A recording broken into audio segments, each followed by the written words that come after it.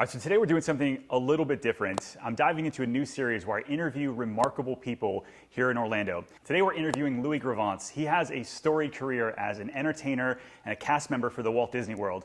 He then moved on to the Disney Institute and helped open the Wizarding World of Harry Potter. He's been an author and now he's a speaker. And today, I'll tell you what, he's gone through some amazing stories. If you are a Disney fan, you're in sales, you're in leadership in a company, you're gonna love this interview. Stay tuned. Louie, thanks for joining me. My pleasure, Ken. So, Louie, what does being on stage mean to you? Being on stage is anywhere, let's say in business, anywhere that anyone can see, hear, smell, or feel your presence in any way, shape, or form. Yeah. And so when you came from like the Disney project, right? Or and me as a real estate agent, what does that look like? You know, it's not that different when you think about it because, when people come into your business, they're not going to smell popcorn necessarily, although they might, because I've been there, because actually they might, actually. At an open house, they got the cookies. They might. But it's got an opening shot. Yeah. It's got an opening shot that reveals a lot about the story immediately, what it looks like, sounds like, smells like, and feel like. Immediately, the first page. I love it. So no business like show business. No business but show business. No business but show business. What does that mean? The only business that there is. Okay, tell us about that. Well, okay, for example, like right now, I'm doing a lot of, I'm working with a lot of medical groups, a lot of groups in healthcare. And I like to point out that they are one of the first industries ever that actually had a term for performance technique on stage, which is a bedside manner, which is a fancy word for how I act in front of a patient to make them feel better. Yeah. So we've had 3 kids, right? And so the doctor comes in. We've had 2 that were like very much so like, let's get out of here, right? And other ones that my wife was like, that doctor was amazing. Really? And what's the difference, right? It's like. But what's the difference? Their bedside manner. Right? Yeah. Making sure that we feel. We've only done this 3 times. You've done this as a doctor hundreds and hundreds of times. Hopefully. Well, and there was another trick that they were using, whether they realized it or not. Okay. Because I always say that this is the difference between a magnificent service moment and a good one. Yeah. Or a magnificent singer and a good one. Yeah. Magnificent storyteller and a good one. Is this the ability to create the illusion of spontaneity in any interaction that you're having? If you think about like the Disney hotels, nothing's going on there technically that's not going on anywhere else, except they're employing these devices to create the illusion that something unique is happening this time for you. Give us an example. Well, for example, when you walk in, when you come back from a really hard day, and you know what that can be. I mean, the parks are marvelously fun and marvelously expensive. So you come back from this pixie dusted day and your credit card is melting in your back pocket and you're ready for a rest and you go in. Yep. And the maid has taken you have 3 kids, so you've already purchased plush. Right. Okay, so the maid has taken the plush toys, put them in front of the television, and turned them on. It's perfect. There you go. I mean, and then you think, what a special moment. Yeah, and right. It goes on, but it creates. I always talk. Well, anyway, yeah. So how do you? Okay, so in that same moment's happening from like room to room to room, all the way, right? So how do you make that feel? Like in my mind, I know that we're not the only one, and it feels so special to us. How does somebody take that and maybe put it into their business? Well, remember that no matter what, every transaction is an emotional transaction. And no matter what it is you think you're selling, you're still trading on this moment. And you and I have talked about the wand shop over at Universal. Yes. Okay. We have to dig into that for sure. But okay, so there's that wand shop, all right? And all that goes into that experience, to sell a stick. But is it? Right. I think about everybody that's touched that thing, thought about that thing, written about that thing, communicated, cleaned the floor, the actor that works it out to change this thing from a stick to a wand. And I say that's the choice we have every day. Is it going to be sticks or wands? Like at Disney, they would go, okay, so what's it going to be today? Magical memories or robots and rubber heads? Because it's both. Ah, okay. It's both It's those both. things. Yeah. It's purely a point of consciousness. So let's slow down and break that down between those two. Yeah. So explain that. Which- Robots versus... The robots and rubberheads? Yeah. Break that down for people. Okay, this is going to be okay. So this is going to be stark, okay? Okay. Okay. When you first work at Disney and like, okay, so I did not work in the character department or worked around characters. First time you see Mickey Mouse's head on the floor, Yeah. it's going to spin your head around. And another thing, okay, so you're okay, it's a hot day, it's July, Yeah. and you're about to go on stage, and you see these men and women that bring these characters to life, and they're walking out with these things. If they're not animating those characters, they look like dead dolls coming at you. Yeah. It's not until the human being gets within that costume and animates it that it takes on any kind of life. But in and of itself, it's like, whoa, that's dead Mickey. You know what I mean? It's a really freaky thing. What happened to Mickey? It's Yeah, a very odd thing that Yeah. suddenly comes to life. It's like, the difference between life in a body and not life in a body. Yeah. And those are the trends. These are the trends. And you know what else we have to, because I think what you're getting at is, so how do we focus on that? Yeah. And that's because, you know what, we're all so clumsy about talking about the transactional law of providing service. Okay. We're Yep. really bad about discussing that. For example, the more I serve, do I have more? Am I stronger, or do I have less? When the fact of the matter is, I write in the book, the more you serve, eventually and you know this because you lead a team. Yep. It is impossible to bring out the best in someone else and not be operating at a good speed. It is virtually impossible Yep. to inspire somebody else to their best and not be at yours. Virtually impossible. So to that degree, Yep. service is transactional in the same way that gravity is transactional. You don't have to believe in it. No. If I jump out the window, You're going to jump. You're going to fall. it's going to happen whether I believe in it or not. Right. So it's the same thing with service. If I bring out the best in you, I don't have to believe in what it may or may not do to make me a stronger individual. It doesn't matter whether I believe in it or not. It's an equation. It's an axiom. You know what I mean? Happen. Yeah, I think for sure. so. No, definitely, absolutely. That makes a lot of sense. And so when you're thinking about getting your people on board, right? And so this is taking it more on the leadership side, getting your people involved to be ready to act that way, right? Or to be able to draw out the best in people, to get that gravity effect back. How does somebody as like a leader make sure that happens? If you want somebody to be authentic with your audience, with your customers, then you're going to need to be authentic with them. Yeah. And that's going to need to engage them in a story that they can be a part of, that they can also be a star of, because nobody wants to be a star in your show. They want you to help them be a greater star in their own. That's powerful. That's a very powerful point right there. Well, that's very different than the way it used to be in someone like myself. We take courses so that we can act like know-it-alls about things. And so one of the things we take courses in is conflict resolution. Sure. In the workforce, or coaching in the workforce. Yeah, right. And no matter what group or thing you take, there's always 4 steps. The first step is that you make the person feel comfortable, you open in a comfortable manner. The second is that you isolate and identify whatever challenge exists. Yep. The third is that you're going to find a way for a short-term gain, a short-term win. You're going to agree upon a plan for a short-term next step. Then the 4th step was always to end and close, articulating the anticipation that if you do what we have just discussed, you are going to be a greater star in our show. Anticipate the outcome, in that. And you does know it what? work?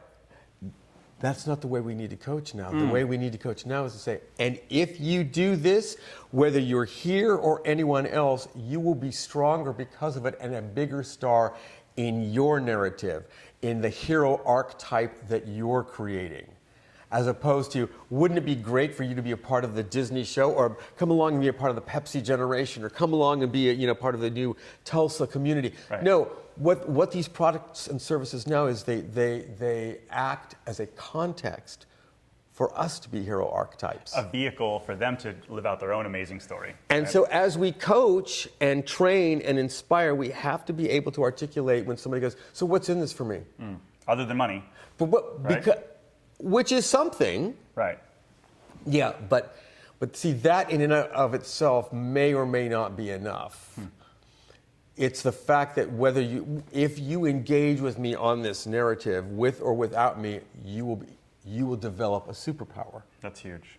So let's break right there. You and I talked in terms of like the career that you've had, and you've had like this storied, amazing career. I think it's fascinating.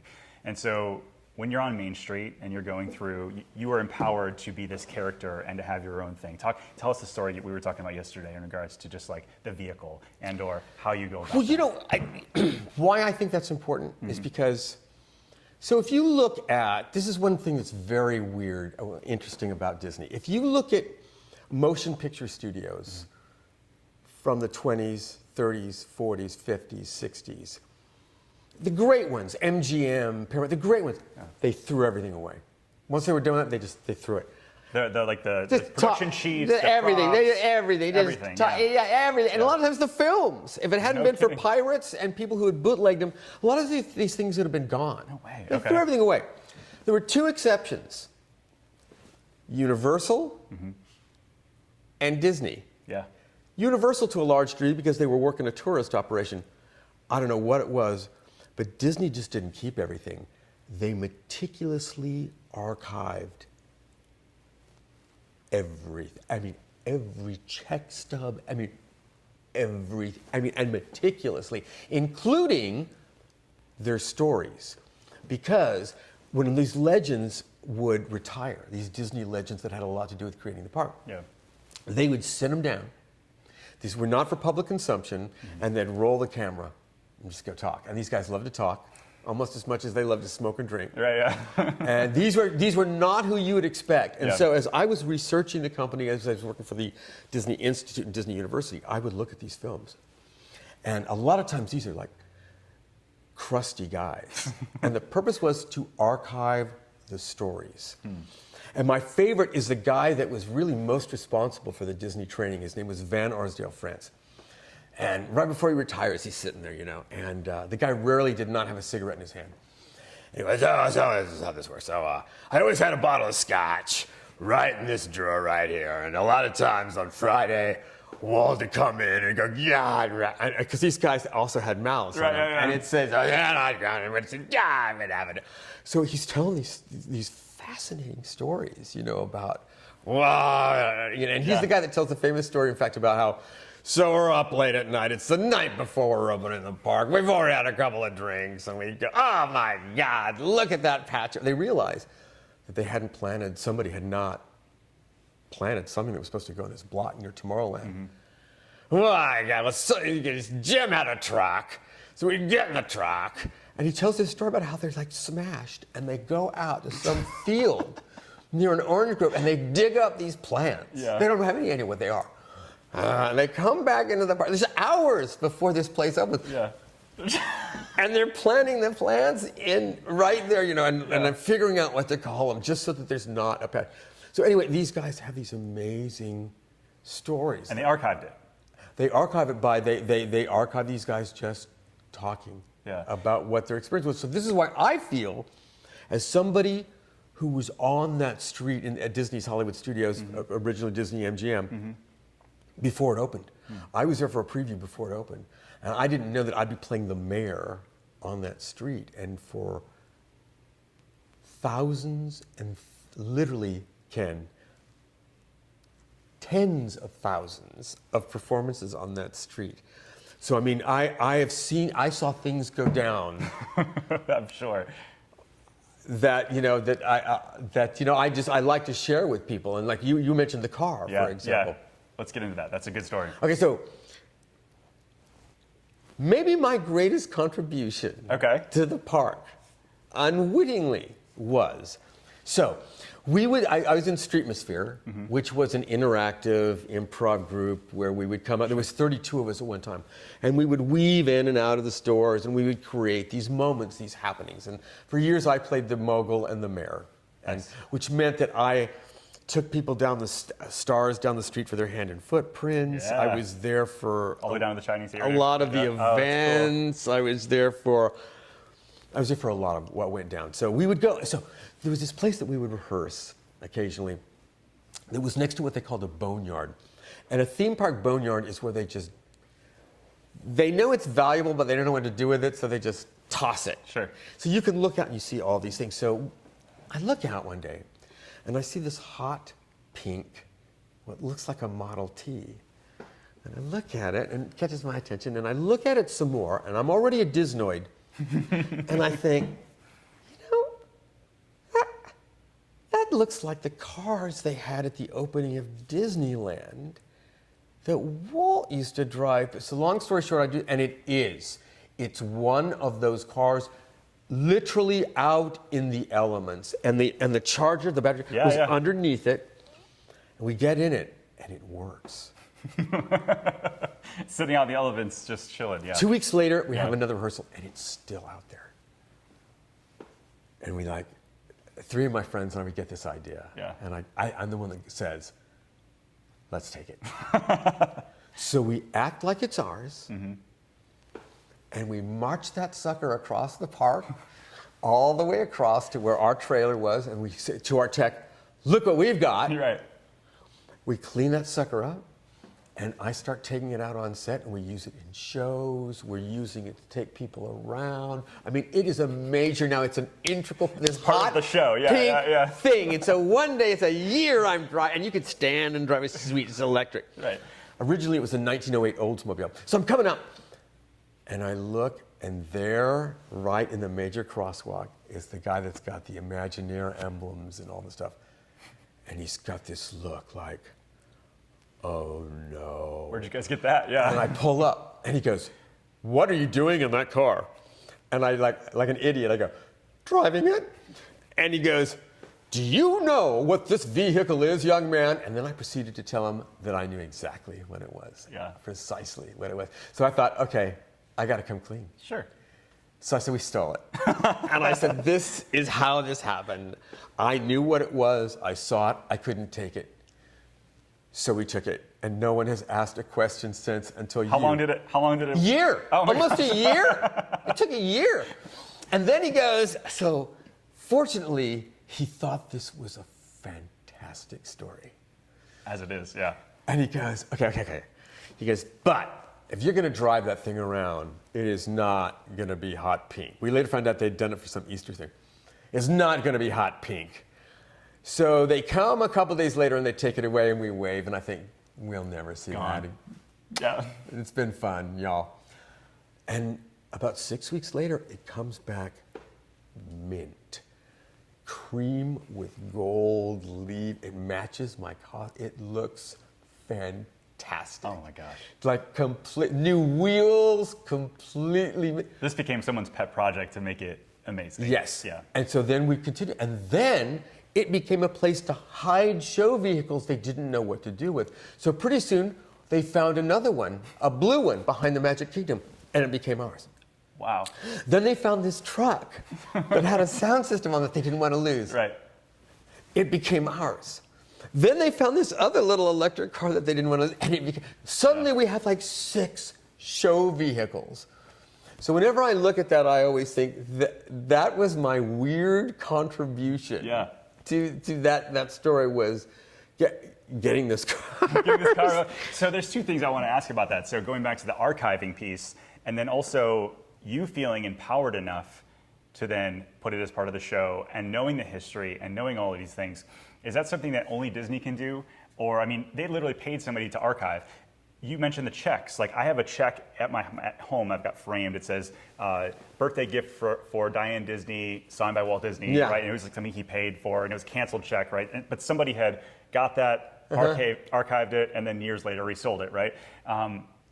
Is that something that only Disney can do? I mean, like, what's the ROI on that? Like, I always think about what's the ROI of social media, or the ROI, Gary Vaynerchuk says, like, what's the ROI of your mother? It's so hard to, like, quantify, right? Okay, so how do you quantify it's your first day working for the Walt Disney Company, and you walk in, and what do you see but a ride vehicle that you rode in when you were 6 years old? I don't know. What's the return on that investment as you join oh, you know. Yeah, for sure. You know? Yeah, but then you're hooked, right? And then your kids and your grandkids, and it all becomes part of it, right? Every transaction is an emotional transaction.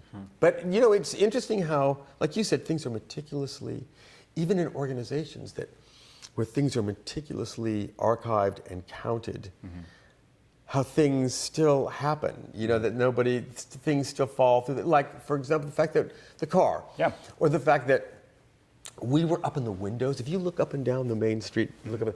Okay, we'd learned how to get in. Those buildings were really not to be hung out in, but we'd figured out you could crawl in the spaces and you could get in the windows and come out. Yeah. And one of the team was so adept with electronics and sound systems, we had wired the entire main block with a sound system. We had mics.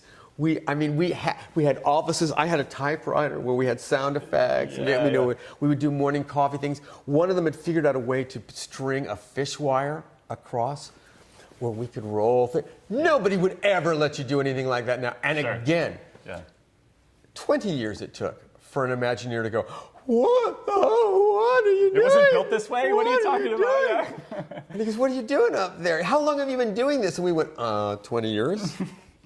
What? Yeah. And then he goes, what would you do if a fire broke out? And I go, well, I probably do what I've done many times, which is I like to hang out the front window and then drop down before a guest can come out and say, no, I'm sure OSHA stop, no. Right, yeah. I don't want to hear this. Yeah, right.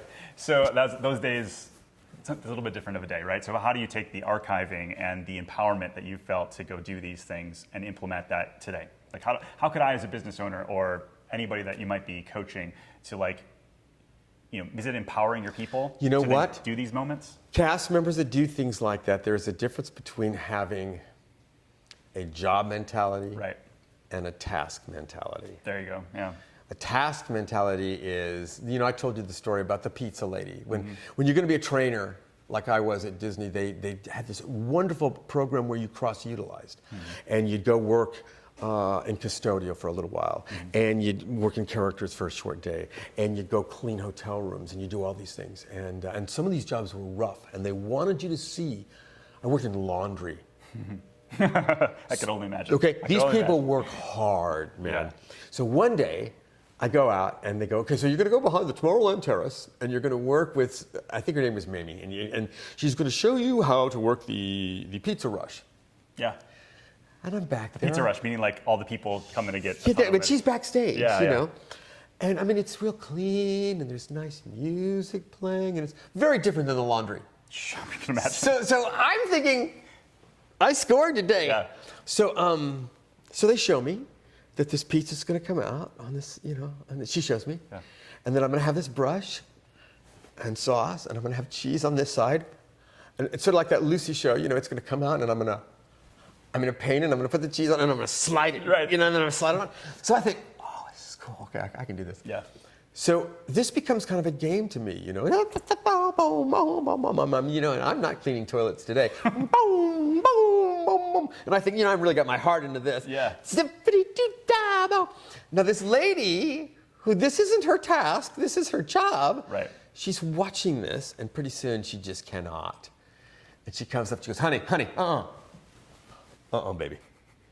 No, honey, you got to get that cheese all the way around that pizza real even, because if you don't, it ain't going to be a good show for my guests. This woman had never met a guest, and yet she knew the difference between her task, which was to make pizzas, and her job, which was she was part of a show creating a magical memory. And she realized her connection to that end moment. She knew the difference between a stick and a wand, and she knew she had a part in that transition. Yeah. So as we as leaders and trainers have to find ways to allow people to reconnect with those moments at their best, to reconnect with moments at their finest, because they need to know that if they've done this once, if they've created the perfect service moment where everybody wins once, it's wired. That means they can do it again. Yeah. And if they've done it once and again and repeat it, that means they can teach it. And if you can teach it, you learn it forever. because we learn what we teach. Sure. Yeah, absolutely. And then we have to show them, right? It has to be an ongoing thing. It can't be a training of a one-time deal and then all of a sudden you're done, right? It's got to be something you're constantly doing. I think Disney's a for-profit company, right? They want to sell tickets and that's the, make the stockholders happy, right? But is that even ever talked about when you're bringing somebody on at Universal or Disney? I mean, is it just like, listen, this isn't your task versus your job. This is what you're trying to actually accomplish. No. Remember what their things are. Yeah. Safety, Yep. courtesy, showmanship, and efficiency. Yeah. It's not safety, courtesy, showmanship, and fantasy. Do you know what I mean? Yeah, so, right, yeah. However, they could have gone efficiency, showmanship, safety. You know what I mean? Yeah. I always use the Pirates of the Caribbean ride. Okay, so you go to Pirates of the Caribbean. One of my favorites. And you don't wait. Yeah. And you get in it, it looks, everybody's real nice. Yeah, right. But the boat capsizes and somebody drowns. Okay, free tickets are not going to... Not going to do it enough. We will not smooth that. Yeah. So we will lose in that order. Right. So we go, but you live, and you don't wait. But somebody cusses at you, Ken, on the way out and makes fun of you. Okay, well, so I'm bad. So, okay, but so then you go, and you don't wait. Yeah. And everybody's really, really, really nice, but we don't turn the pirates on. Okay, so in that order, we just don't recover. Sure. Okay, but so let's say that you go and the pirates are great, everybody's really, really, really nice, and you live. But you've got to wait an hour and 15 minutes. Okay, you might not like that part of it, but that's the only part you'll forgive. Sure. We have to remember that in service, the process is the only thing that will be forgiven. That final moment in the show might not be, but the process can not only be forgiven, but used to our advantage. Yeah. So you wrote a book on this, right? So Service is a Superpower. My whole team has it. We've all read it. We love it. So tell everybody that's watching a little bit about your book and what they can get out of reading it. Well, the first half is sort of me trying to explain why I should be writing a book at all. Because as you know, I was just a show business kid and I played kids until I became too hairy to do that. Right. And which was... Like 5 years ago or something? Yeah. No, but it was late, but I didn't, so at one point I was a singing soft drink spokesperson for Coca-Cola, which in a commercial world is about as far as you can go. Yeah. But then suddenly I didn't look 15 anymore and I had to get a waiter job. And I didn't know how to do this waiter job. In fact, I could... I'm used to being the star, and now I'm a waiter. Right, Help me out. and I could carry like one thing at a time. Right, and I'm thinking, I'm still going to be found out here. So I thought, I know. This is LA, and I thought, I'm going to act like I work at Disneyland. Hello, how do you do? I'm going to be so gracious that no one will care or maybe even notice what a lousy waiter I still am.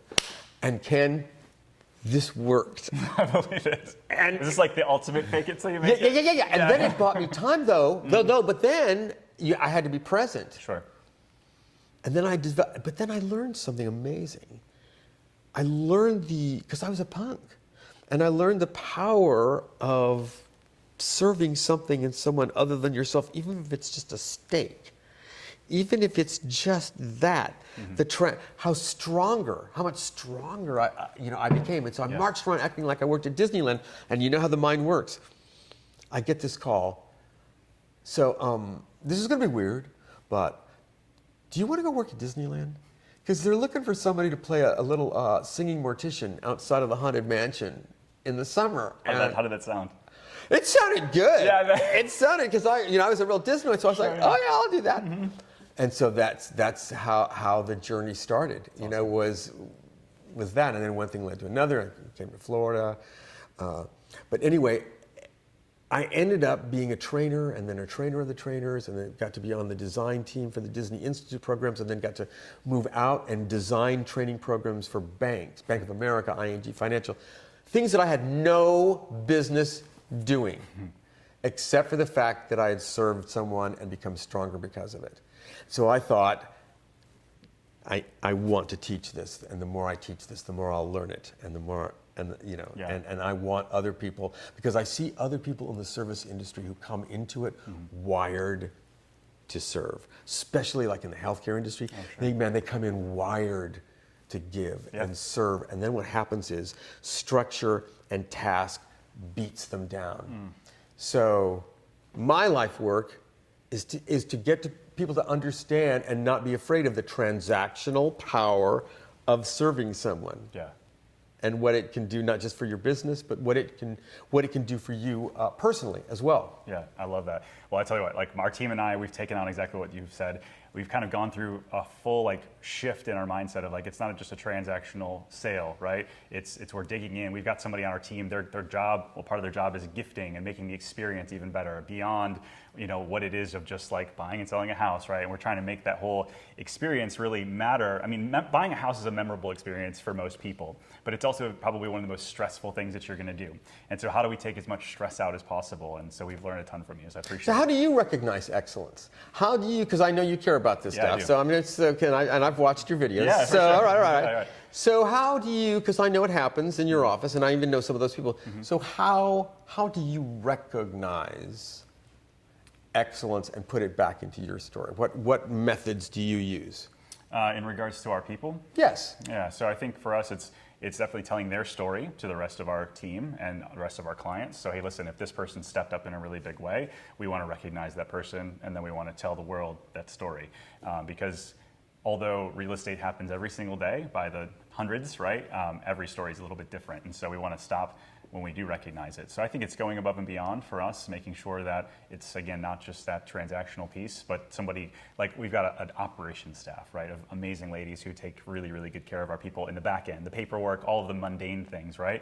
But then they're also looking out for, hey, so-and-so, their kid's really into golf and they're moving here. This would be a really cool opportunity for us to inject a little bit of magic into their day, right? It's not in their to-do list for the day, but they've now been hardwired to look for those things. So that's how, for me, I'm looking for excellence in everything we do. Now, have you ever told, because I know there's a lot of excellence in your organization. Thank you. So have you ever told any of the families of your team, like for example, the kids or the wives or the husbands or the boyfriends, do you ever communicate to them what those team members mean to you and how important? Not enough.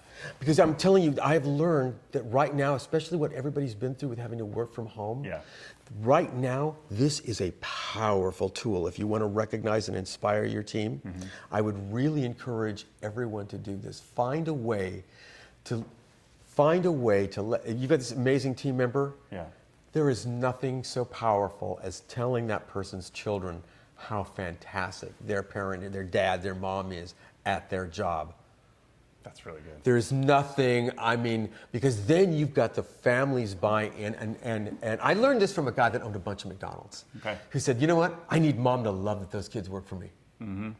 So I need to tell them, and he would engage the family in all the praise. And, and as this year's rolled out, I've inspired people to do this, and I think it's had great effect. Find a way to thank the families for how weird this year has been and how they've had to bring this work home. And not only that, I just think it's a real great way to solidify what that team member means to you. Not just telling them in front of their peers, which is powerful, but telling their families how vital they are to your organization. And they are, That's a brilliant thing. And so honestly, we were thinking about doing this at the end of the year. I'm gonna do it this summer and slow down. Before we all come back to the office, before we all get back into the busy season, I'm gonna definitely implement that. So thank you. Yeah, I think it's a good tool for right now. I agree. All right, Louie, so if people want to get a hold of you for speaking or to get your book, like how do they get a hold of you? On Instagram. I've learned to do Instagram. Yes. And I follow your example a lot because you're quite the social media wizard. I try. No, you are. You actually are. So Louie Gravance speaker, or you can just find me at greatkeynotespeaker.com. Perfect. Because I bought that. Done. I had good branding. I bought them. Thanks for joining us. Thanks, Ken. It's my pleasure.